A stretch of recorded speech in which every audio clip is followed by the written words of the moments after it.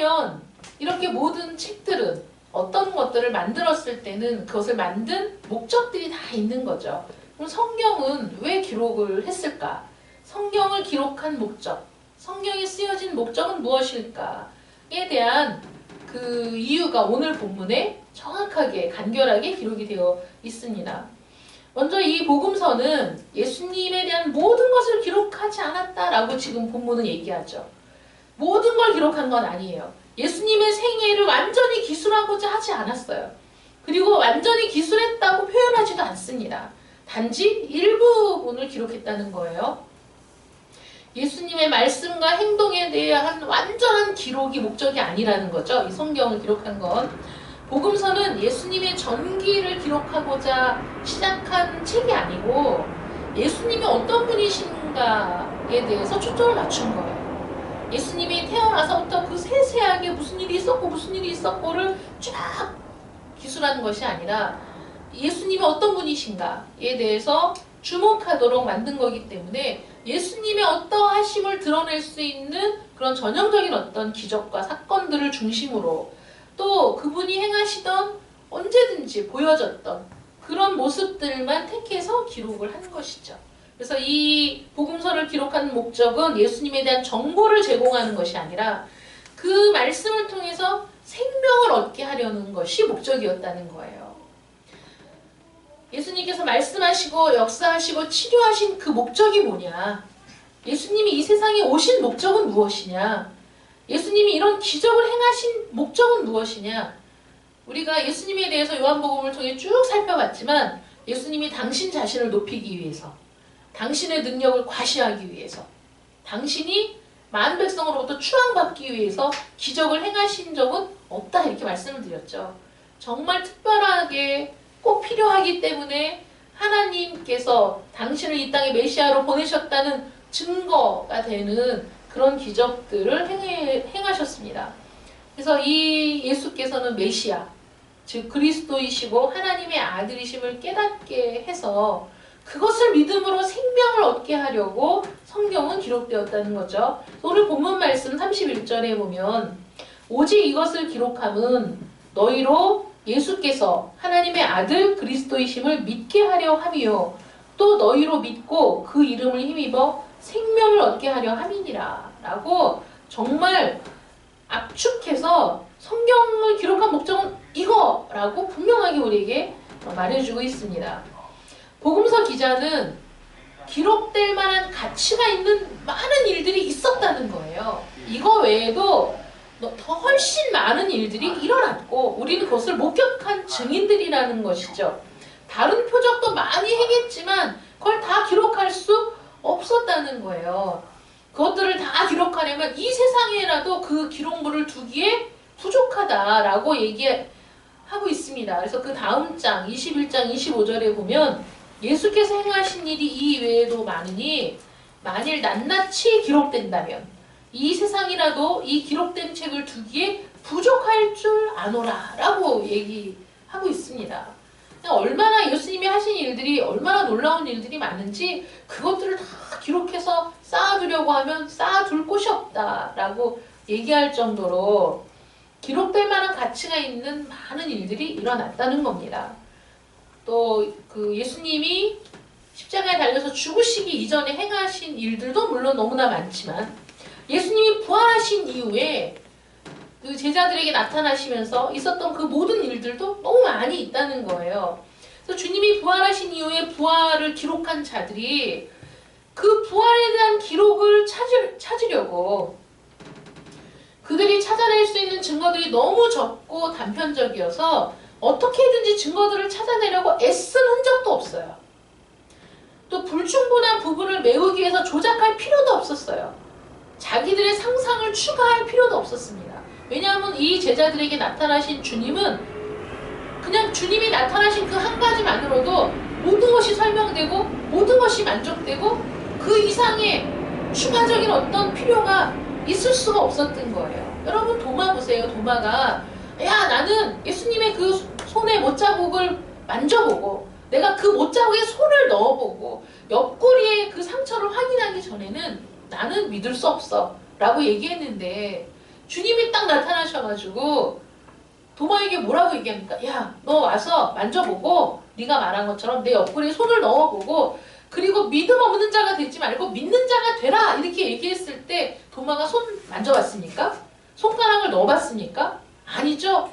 주님이 자기가 한 모든 말을 알고 계시고 도마에게 믿음을 가지라고 권면하시는 그 주님을 본 순간에 모든 의심이 사라지고 그리고 거기에서 그는 자기가 그 다른 제자들 앞에서 그렇게 완강하게 얘기했던 자신의 모습을 철회하면서 그 자리에서 주는 그리스도시고 살아계신 하나님의 아들이심을 고백하게 되었습니다. 그러니 그 외에 다른 제자들이 살아계신 예수님을 만났을 때 더 이상의 무슨 증거가 필요합니까? 증거를 찾을 이유가 없죠. 우리와 말씀하시고 우리와 함께 하셨던 그분이 죽은 것을 분명히 보았고 분명히 죽었던 그분이 살아나셔서 지금 우리 앞에 계신데 더 이상의 증거가 뭐가 필요합니까? 그들은 부활에 대해서 그 어떤 것들을 찾아내기 위해 애쓸 필요가 전혀 없었던 것이죠. 용비어천가에서 그토록 방대한 자료를 찾기 위해 각지의 사람을 보내서 자료들을 찾았지만 건질만한 게 없을 때 태조 이성계를 영웅으로 만들기 시작했어요. 어떤 말이 있냐면 그 용비어천가에는 이런 말도 있습니다. 말 위에 올라탄 큰 범을 한 손으로 치셨으며 그 태조 이성계에 대한 묘사예요. 정말 너무 웃기는 게 많아요. 싸우는 황소를 두 손으로 잡으셨으며 화살 하나로 노루 6마리와 까마귀 5마리를 맞추셨으며 이런 내용들이 많이 있어요. 그러니까 그 노래를 부르면서 사람들이 이성계가 너무 대단한 사람이고 정말 거의 신적인 존재이고 우리와는 도저히 함께 할 수 없는 높고 높은 그 분이라는 그래서 아주 찬양 일색입니다. 용비어천가에. 너무너무 웃긴 말들이 많죠. 거기다가 그 하늘이 이성계에게 이 썩어 빠진 고려를 그대로 두면 안 된다라는 그런 계시를 주셨기 때문에 하늘이 선택해서 이성계를 선택했기 때문에 그런 계시를 주시고 꿈으로 보여주셔서 그래서 이성계는 왕이 되고 싶지 않았지만 끝까지 왕이 안 되려고 했지만 어쩔 수 없이 하늘의 명이기 때문에 왕이 되었다. 이런 표현들이 용비어천가에 다 나오는 내용들입니다. 이성계를 영웅으로 만들기 위해 신격화하고 또 우리가 지금 얘기하면 참 실소를 금할 수 없는 그런 갖가지의 상상들을 조작해서 용비어천가를 만들었다면 우리 주님의 제자들은 그럴 필요가 전혀 없었던 것이죠. 자기들이 예수님이 누누이 말씀하셨지만 자기들의 이성으로는 도저히 깨닫지 못했던 비밀 예수님이 누누이 말씀하셨어도 그것이 어떤 일인지 알 수 없어 불안하고 두려워했던 그들의 마음속에 우리 주님을 만난 그 순간 그 모든 의심은 사라지고 모든 두려움도 사라지고 부활하신 주님을 만난 순간에 그 이전에 그 가려졌던 모든 것들이 분명하게 보여지면서 그들은 부활하신 주님을 증거하는 일에 있어서 다른 어떤 것들도 필요하지 않습니다. 우리가 증인이라는 거예요. 내가 봤다는 거예요. 그것만큼 분명한 증언이 어디 있습니까? 사도행전 1장 3절 말씀 보시면 그가 고난 받으신 후에 또한 그들에게 확실한 많은 증거로 친히 살아 계심을 나타내사 40일 동안 그들에게 보이시며 하나님 나라의 일을 말씀하시니라. 이런 말씀이 있어요. 40일 동안을 제자들에게 나타나셔서 친히 살아 계심을 보여주셨고 확실한 많은 증거로 그들이 정말 부인할 수 없는 그런 증거들을 보여주셨다는 거예요. 그들은 그 증거를 마음속에 심었어요. 그 증거들이 부인할 수 없는 그런 확신으로 이들 마음속에 이미 뿌리를 내렸어요. 그 어떤 말로 이걸 어떤 미사역으로 어떤 말들로 이것을 더 이상 설명할 수 있겠어요. 내가 그 주님을 만났는데 살아계신 주님을 만났고 그분과 함께 식사를 했고 그래서 사도행전 10장 40절 41절에도 이렇게 나옵니다. 하나님이 사흘 만에 다시 살리사 나타내시되 모든 백성에게 나타내신 것이 아니라 오직 미리 택하신 증인 곧 죽은 자 가운데서 부활하신 후에 그를 모시고 음식을 먹은 우리에게 하신 것이라. 그러니까 주님께서 그 제자들, 부활을 증거해야 될, 부활의 증인이 될 제자들과 시간을 보내시면서 그들에게 너무나 많은 것들을 보여주셨어요. 그들은 우리 주님이 승천하신 이후에 모두가 예수님의 부활의 증인이 되었고, 심지어는 그들이 감옥에 갇히는 것도, 매를 맞는 것도, 설사 죽임을 당한다고 할지라도 주님의 고난에 동참함을 기뻐하며 즐거워할 수 있었던 것이죠. 그러니 그들에게 그 어떤 다른 상상이나 조작이 필요하지 않았던 겁니다. 그러면 왜 그런 것들을 다 기록하지 않았느냐? 아니, 다 기록했으면 우리가 훨씬 더 많은 정보를 알 수 있었을 텐데 왜 다 기록하지 않았지? 라고 물을 필요가 없습니다. 왜냐하면 성경을 기록하도록 영감을 주신 성령의 인도, 이 성경을 기록한 기자들이 자신의 마음대로 성경을 막 기록한 게 아니에요. 자신들이 추가하고 싶은 걸 추가하고 빼고 싶은 걸 뺀 게 아닙니다. 그들이 만났고 경험했고 그들이 확신했던 그 모든 것들 중에 성령의 감동으로 성경이 기록되었기 때문에 자신의 의도대로 자신이 쓰고 싶은 대로 성경을 기록하는 것이 아닙니다. 그래서 이 성경은 부활에 관해, 예수 그리스도에 관해 알고자 하는 자들, 가르침을 받고자 하는 자들에게 확신을 주고 또 자신의 불신앙을 완고하게 고집하는 자들을 정죄하기에 충분한 정도로만 성경을 기록했다는 것이죠. 충분한 거예요. 이 기록만을 가지고도 충분해. 이 기록만을 가지고도 믿는 자들이 믿을 증거가 충분하고 불신자들을 정죄할 증거가 충분하다는 것이죠. 여러분, 성경은요, 성경 기자들은 여러분들이 창세기부터 요한계시록까지 쭉 보십시오. 저자를 돋보이게 하는 기록이 있습니까? 이 성경을 기록한 저자에 대해서 신격화하고자 하는 의도가 있습니까? 그렇게 하나님을 만났어, 계시를 받았어, 음성을 듣고 그들이 기적을 행하고 얼마나 놀라운 기적이 많습니까? 엘리사도, 엘리야도 그들이 기적을 행함으로 그 기적들은 지금도 우리가 읽어도 야, 어떻게 그 딱 먹고 죽을 만큼의 가루와 기름밖에 없는데 엘리야에게 먼저 대접을 하고 나서 그 가족이 비가 올 때까지 그 가루통에 가루가 떨어지지 않고 그 기름통에 기름이 떨어지지 않는 그런 기적이 어떻게 일어날 수 있을까? 너무 놀라운 기적이죠. 그런 것들을 행하고 정말 우리가 지금 볼 때도 정말 믿을 수 없는 그런 놀라운 일들을 행했어도 엘리야가 자신을 신격화시키거나 자신을 드러내거나 자신을 돋보이게 하는 기록을 하지 않았어요. 엘리야도 마찬가지입니다. 모세도 마찬가지죠. 그들은 하나님을 높이는 일에 자신의 모든 생애가 그 안에 들어가고 기록이 되는 것도 나를 높이기 위한 것이 아니라 하나님을 높이기 위한 것이고 나를 드러내기 위한 것이 아니라 하나님의 계획을 선명하게 하기 위해서 하나님의 구속의 계획을 우리에게 분명하게 보여주기 위해서 기록했다는 것이죠. 지금 이 세상에 나오는 수많은 용비어천가의 아류들을 보십시오. 그것들은 어떤 특정인을 우상화하기 위해 어떤 특정인을 영웅시하기 위해 기록된 것입니다. 그러다 보니까 조작이 필요하고 그러다 보니까 상상이 필요하고 그러다 보니까 그 모든 기록들이 신화가 되는 그런 일들이 벌어졌지만 성경의 기록, 40여 명이 기록한 이 성경은 그 각자의 특성과 개성과 시대가 다르고 문화적인 배경이 다르고 그들이 배운 학습의 정도가 다 달라도 그들이 오로지 한 가지의 목적, 하나님, 우리 주 예수 그리스도, 성령의 역사를 분명하게 드러내고자 하는 그리고 그 모든 창세부터 지금까지의 역사 속에서 하나님이 우리에게 약속하신 구속의 역사, 구속의 은혜가 드러나도록 하는 일에 최선을 다했을 뿐이지 자기 자신을 드러내는 것은 어떤 것도 허락하지 않았다는 것이죠. 그렇기 때문에 성경은 우리에게 있어서 정말 놀라운 그 말씀들입니다. 어떻게 이 수많은 사람들이 자신이 포함된 글을 쓰면서도 자신에 대한 그 어떤 주장도 하지 않고 오직 하나님의 역사하심에 대해서만 기록할 수 있을까?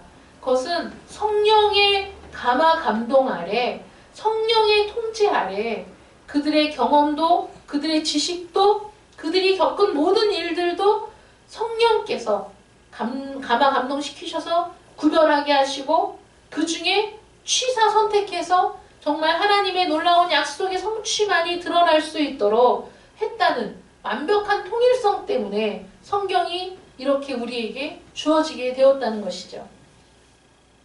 이 성경의 이야기, 우리에게 허락된 이 성경을 통해서 우리가 믿음을 갖지 못한다면, 지금 우리에게 주어진 이 말씀만으로 우리가 믿음을 갖지 못한다면 더 많은 증거들이 기록되었다고 하더라도, 이 성경이 수백 건 수천 건이 된다고 하더라도 우리는 결코 믿음을 갖지 못하게 될 것입니다.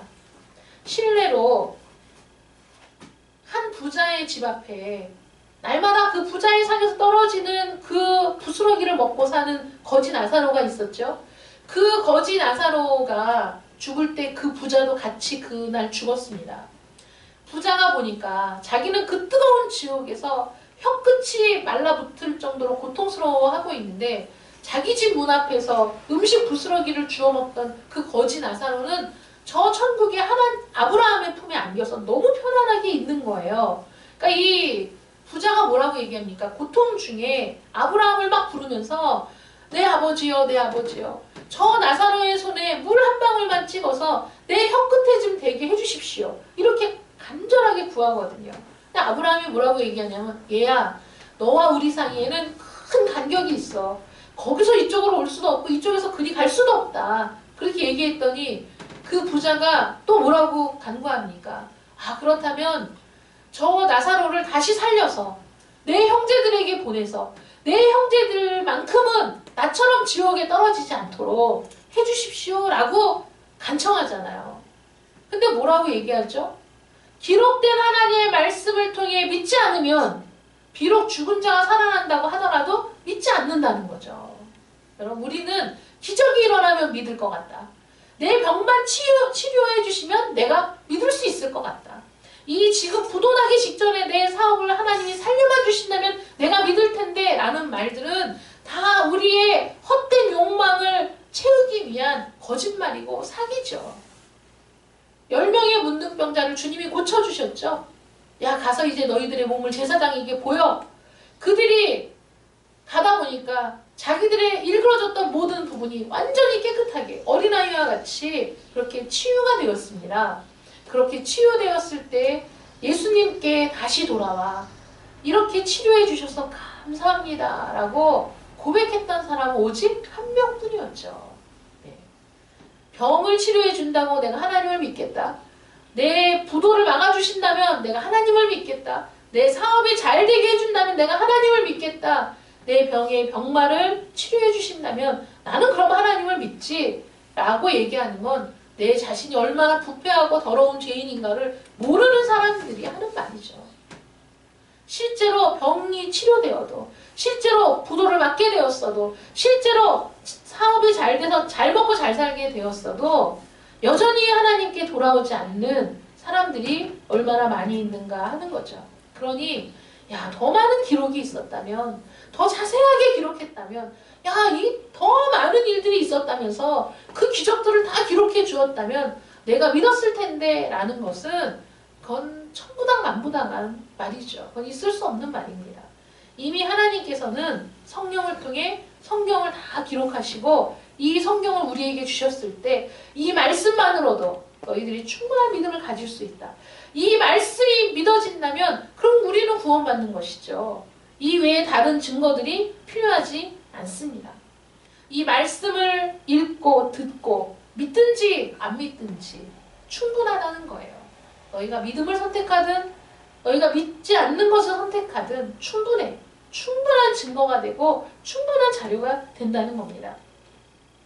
그러면 사람들을 우리 그리스도와 천국으로 이끌기 위해서 그 목적을 가지고 사람들을 믿도록 설득하기 위해 적합한 증거들로 밑받침된 이 하나님의 계시를 세상에 전했을 때 그 복음을 듣고 그 복음을 읽는 자들은 그 기록된 것을 믿어야 됩니다. 그런데 믿고 싶다고 믿어지는 거 아니죠? 어제 제가 행사가 있어서 의왕시에 갔다 오면서 그 후배 목사님을 이제 태우고 왔는데 그 목사님이 병원 선교를 하시는 분이에요. 너무 보람이 있다 이렇게 얘기하시더라고요. 왜냐면 병원에 오신 분들은 그냥 거기는 중증 환자가 많아가지고 꼼짝없이 그냥 기도해주면 기도 받아야 되고, 또 예배 드리러 오시면 그 예배 시간 예배를 드리셔야 되잖아요, 그분들이. 그러니까 병실을 찾아다니면서 180병동을 180 그 침상을 다니면서 쭉 기도해 주시고 머리 깎아 주시고 뭐 이런 봉사를 하시는데, 그 환우분이 이제 열심히 교회를 다니셔요. 집사님이셔요. 그러니까 그 몇 개월 있는 동안에 그 병원 교회에서 예배를 드리셨는데, 그 남편이 목사님 존경합니다, 목사님 사랑합니다, 식사 대접하겠습니다. 그래도 교회는 안 와. 그래서 그분이 그렇게 얘기했다는 거예요. 목사님, 나는 목사님이 너무 좋고 목사님이 하는 일이 너무 다 좋아 보이고 목사님을 존경하는데 아무리 믿으려고 해도 믿어지지가 않습니다. 그렇게 얘기를 하더라는 거예요. 아무리 믿으려고 해도 믿어지지가 않아 고민이야. 사실일까요?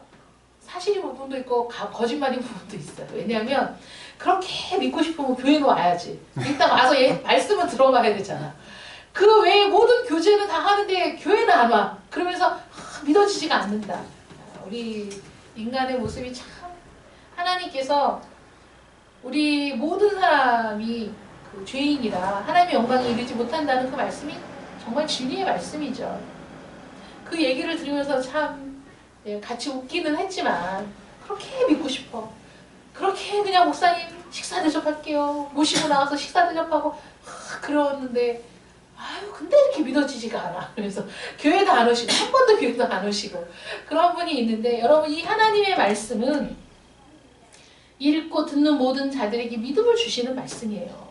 그러니 여러분들이 이 자리에 있다는 게 얼마나 감사한 일인지 몰라요. 하나님의 말씀이 믿어진다는 게 얼마나 감사한 일이고 이게 얼마나 기적적인 일인지 아십니까? 여러분 잘 생각해 보세요. 내가 하나님을 어떻게 믿게 됐지?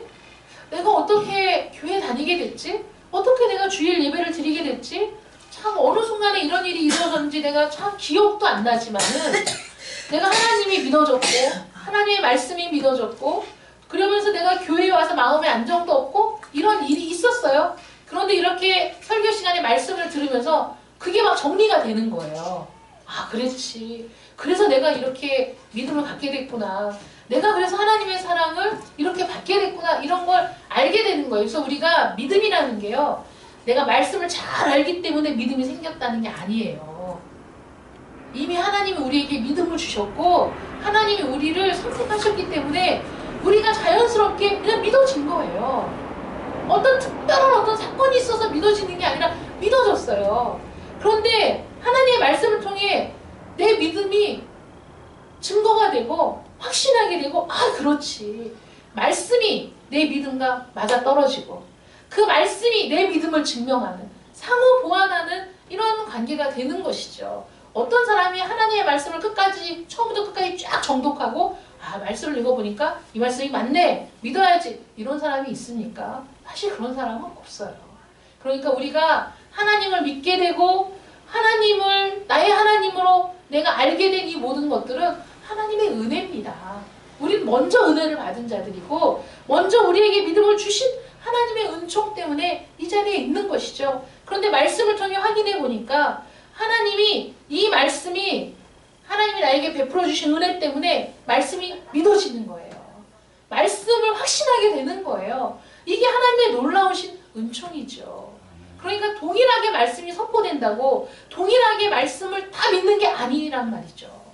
저는 하나님께서 저를 불러주신 게 너무 감사해요. 왜냐하면 저는 너무 교만한 사람이라 하나님의 말씀을 먼저 읽으면서 하나님의 말씀이 어디가 잘못됐는지 뭐가 이상한지 뭐가 이게 불충분한지 엄청 따지고 따지면서 믿음을 갖지 못할 그런 교만한 인간이었을 텐데 하나님이 먼저 저를 사랑해 주시고 하나님이 먼저 저를 불러주셔서 그냥 하나님이 믿어지게 해주시고 그 다음에 말씀을 보니까 말씀들이 그냥 다 믿어지는 거예요.